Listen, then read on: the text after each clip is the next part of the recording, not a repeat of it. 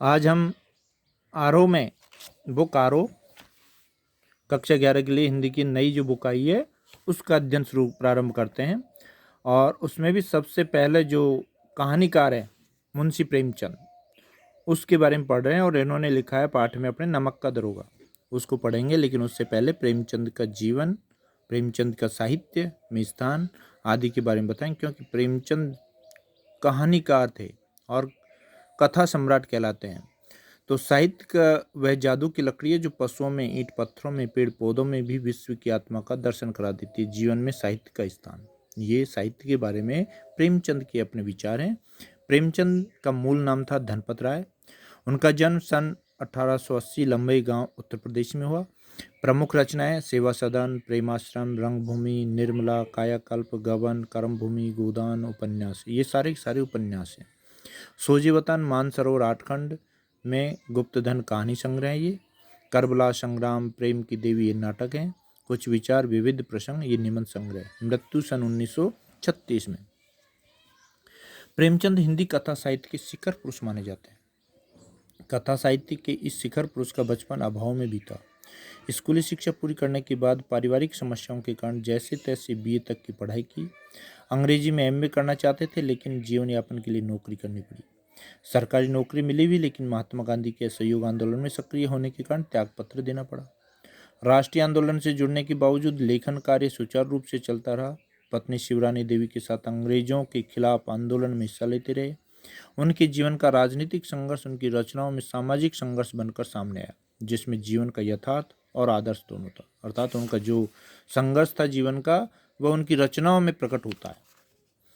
हिंदी साहित्य के इतिहास में कहानी और उपन्यास की विधा के विकास का काल विभाजन प्रेमचंद को ही केंद्र में रखकर किया जाता है। प्रेमचंद पूर्व युग, प्रेमचंद युग, प्रेमचंदोत्तर युग, अर्थात ये प्रेमचंद से ही इनके समय का मापन किया जाता है।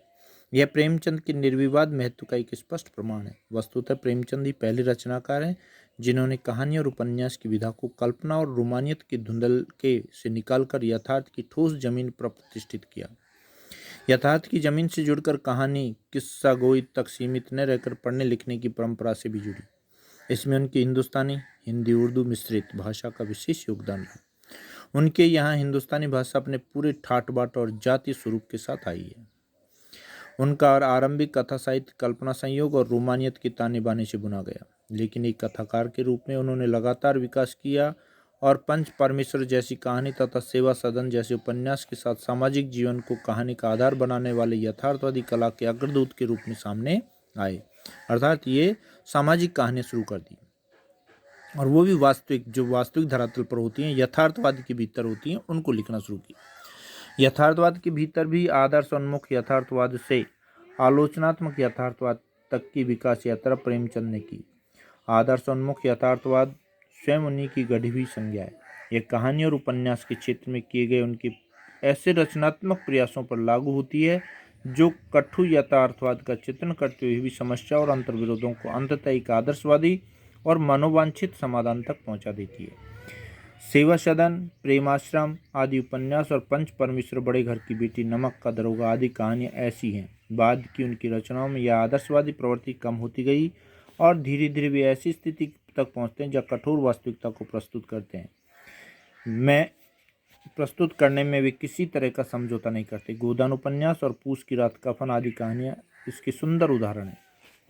यहाँ दी गई कहानी नमक का दरोगा प्रथम प्रकाशन 1914 ईस्वी, प्रेमचंद की बहुचर्चित कहानी है। इस पाठ में हम पढ़ेंगे नमक का दरोगा, जिसे आदर्शोन्मुख यथार्थवाद के एक मुकम्मल उदाहरण के रूप में देखा जा सकता है। कहानी में आए हुए एक मुहावरे को लें तो यह धन के ऊपर धर्म की जीत की कहानी है। धन और धर्म को हम क्रमशः सद्वृत्ति और असद्वृत्ति, बुराई और अच्छाई, असत्य और सत्य इत्यादि भी कह सकते हैं। कहानी में इनका प्रतिनिधित्व क्रम से पंडित अलोपीदीन और मुंशी बंशीधर नामक पात्रों ने किया। ईमानदार कर्मयोगी मुंशी बंशीधर को खरीदने में असफल रहने के बाद पंडित अलोपीदीन अपने धन की महिमा का उपयोग कर उन्हें नौकरी से मुअत्तल करा देता है, मुअत्तल हटा देता है। अर्थात ये गैर कानूनी कार्य करते थे, नमक को चोरी छिपे पार करते थे, और ये बंशीधर दारोगा थे और ये उनको पकड़ लेता है और उसमें पहुंचाता है कोर्ट में। तो कोर्ट में ये अपने धन बल के माध्यम से जीत जाता है और ये सिर्फ अपनी ईमानदारी के माध्यम से खड़ा खड़ा देखता रहता है। हटने के बाद ये घर आ जाता है, मुअत्तिल अर्थात नौकरी से हटा दिया जाता है, और फिर अलोपीदीन इसके घर आता है और इसको वापस इसे माफ़ी मांगता है और अपने उससे भी ज़्यादा वेतन पर अपने पास नौकरी रखता है और पश्चाताप का भी उद्गार करता है। तो इस प्रकार यह उसके बंशीधर की जीत को दिखाया गया है। ईमानदार कर्मयोगी मुंशी बंशीधर को खरीदने में असफल रहने के बाद पंडित अलोपीदीन अपने धन की महिमा को उपयोग कर उन्हें नौकरी से मुअत्तल करा देते हैं, लेकिन अंतः सत्य के आगे उनका सिर झुक जाता है। वे सरकारी महकमे से बर्खास्त बंशीधर को बहुत ऊंचे वेतन और भत्ते के साथ अपनी सारी जायदाद का स्थायी मैनेजर नियुक्त करते हैं और गहरे अपराध बोध से भरी हुई वाणी से निवेदन करते हैं। पर कौन कर रहा है निवेदन? अलोपीदीन। परमात्मा से यही प्रार्थना है कि वह आपको सदैव वही नदी के किनारे वाला बेमुरम्मत उद्दंड किंतु धर्मनिष्ठ दरोगा बनाए रखें। अर्थात जैसे वह ईमानदार थे वैसी ईमानदारी से आगे भी भगवान आपको ऐसे ही धर्मनिष्ठ बनाए रखे।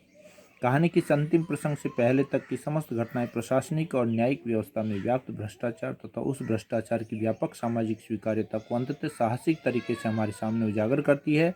ईमानदार व्यक्ति के अभिमन्यु के सामने निहत्थे और अकेले पड़ते जाने की यथार्थ तस्वीर इस कहानी की बहुत बड़ी खूबी है। जैसे अभिमन्यु सबके बीच में फंसा हुआ था, वैसे ही ये ईमानदार बंशीधर अदालत में अकेला रह गया और ये धन बल के माध्यम से अलोपीदीन अपने आप को निर्दोष साबित कर दिया।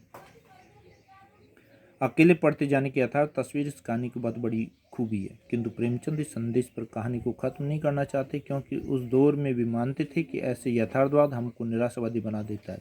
मानव चरित्र पर से हमारा विश्वास उड़ जाता है, हमको चारों तरफ बुराई बुराई नजर आने लगती है। उपन्यास शीर्षक निमन से इसलिए कहानीकांत सत्य की जीत के साथ होता है और बंशीधर की जीत को प्रकट किया जाता है।